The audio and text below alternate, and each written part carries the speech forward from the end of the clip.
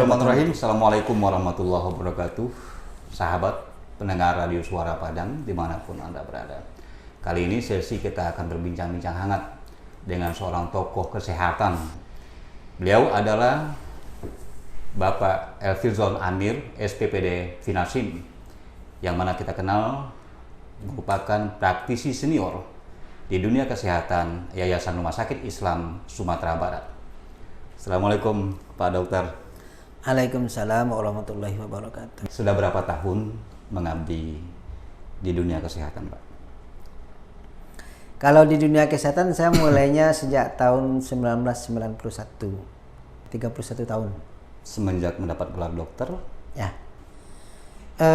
Gini, pada waktu saya mahasiswa, kebetulan saya ikut aktif bersama teman-teman.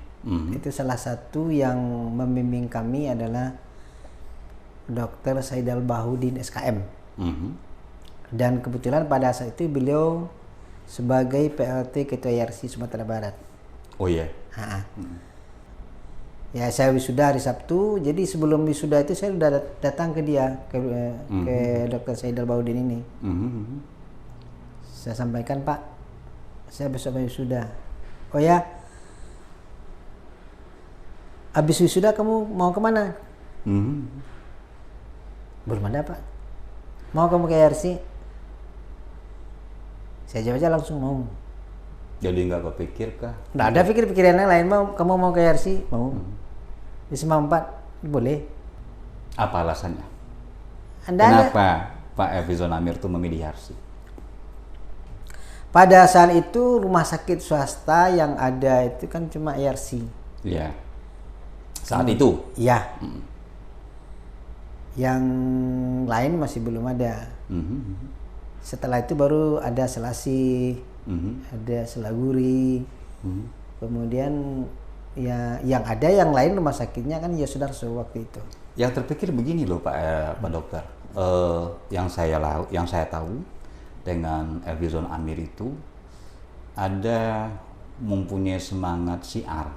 Apakah semangat syiar ini yang mendorong untuk ikut bergabung di YARSI, mengimplementasikan ilmu kedokterannya di YARSI, atau memang YARSI yang membuat Pak Dokter menjadi seorang pendakwah?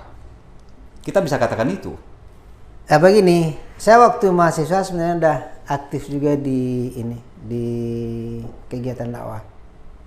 Tuh kan? Ya, jadi karena aktif di kegiatan dakwah ini, pada saat itu yang ada rumah sakit Islam itu kan cuma satu YARSI.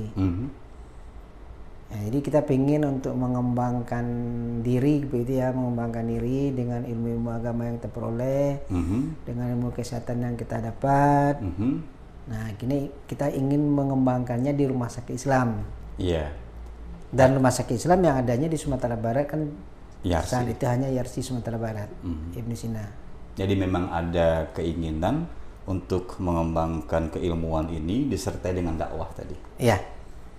Pak, seberapa lama Anda menjadi seorang dokter, tahu-tahu dapat kepercayaan memimpin rumah sakit? Tamat dari kedokteran, kemudian disuruh ke Simpang 4, ke rumah sakit Ibnu Sina Simpang 4.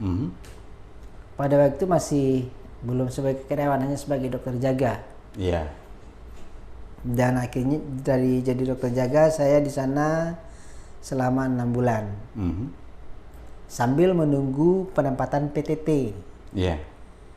Pada saat itu semua dokter tidak lagi, begitu dia tamat tidak lagi jadi pegawai negeri, tapi dijadikan sebagai pegawai tidak tetap. Iya. Nah, yang nanti akan diseleksi lagi untuk bisa jadi pegawai negeri.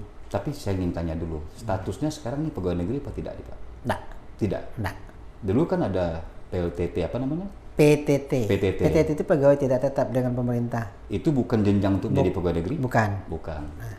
Pak Dokter, dari mulai berkarir di YARSI, Yayasan Rumah Sakit Islam, kita tahu Yayasan Rumah Sakit Islam ini adalah bukan saja sebagai misi untuk dunia kesehatan, tapi adalah misi syiar, dakwah.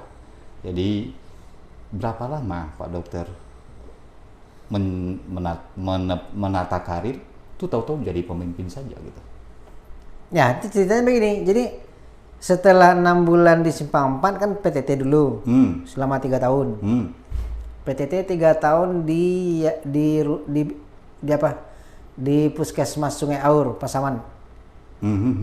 Panti. Nah, Bukan. Puskesmas Sungai Aur, Oh iya. Pasaman.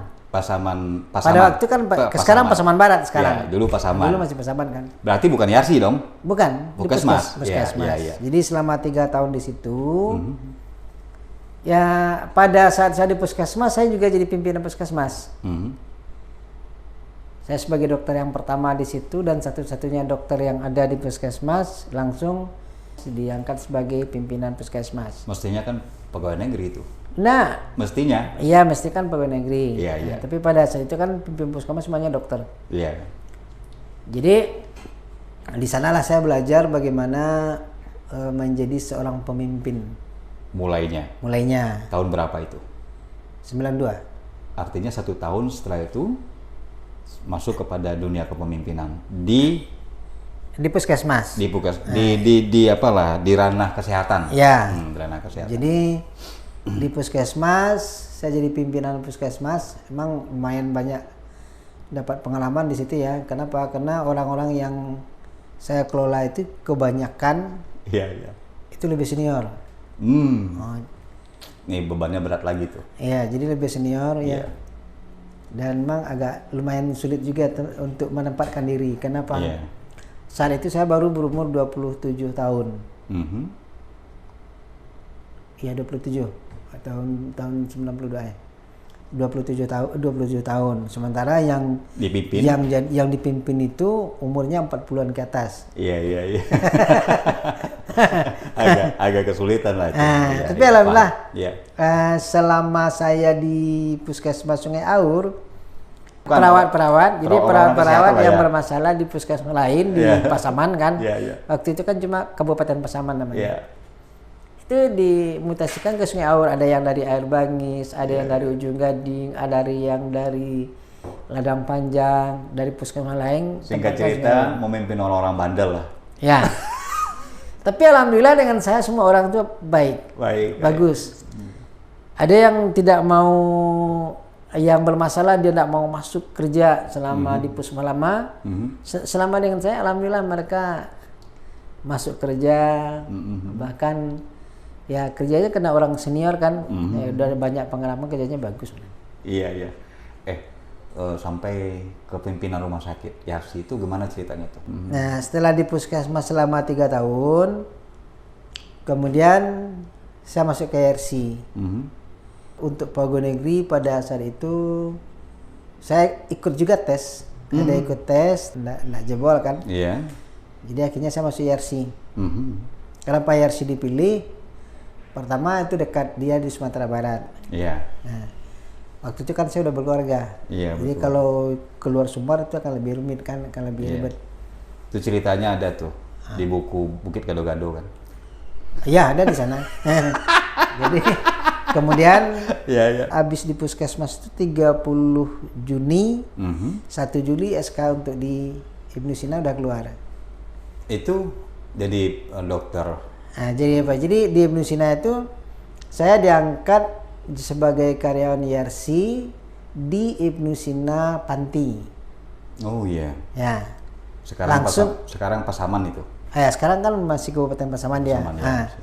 Langsung menjadi pimpinan di Panti.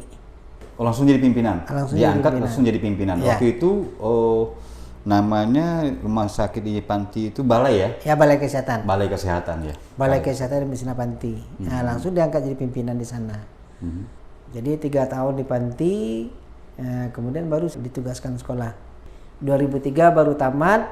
Nah, setelah 2003 tamatnya dari pendidikan spesialis inilah saya ditempatkan di Ibnu Sina Simpang 4 tahun 2003. Di Simpang 4 2003 itu sudah SPPD ya? Ya. Dan itu sudah memimpin rumah sakit? Belum, saya memimpin rumah sakit baru April 2004. 2004. Ketika bertemu dengan saya. Ya, jadi 6 bulan saya di Simpang 4 baru jadi pimpinan. Jadi pimpinan ya. Baru kenapa sahabat saya ingin bercerita tentang seorang Efril Amir? Ini dokter yang satu ini agak unik. Profesinya dokter, tapi hobi menulis juga. Dan juga berbakat di dunia jurnalis. Nanti kita akan gali.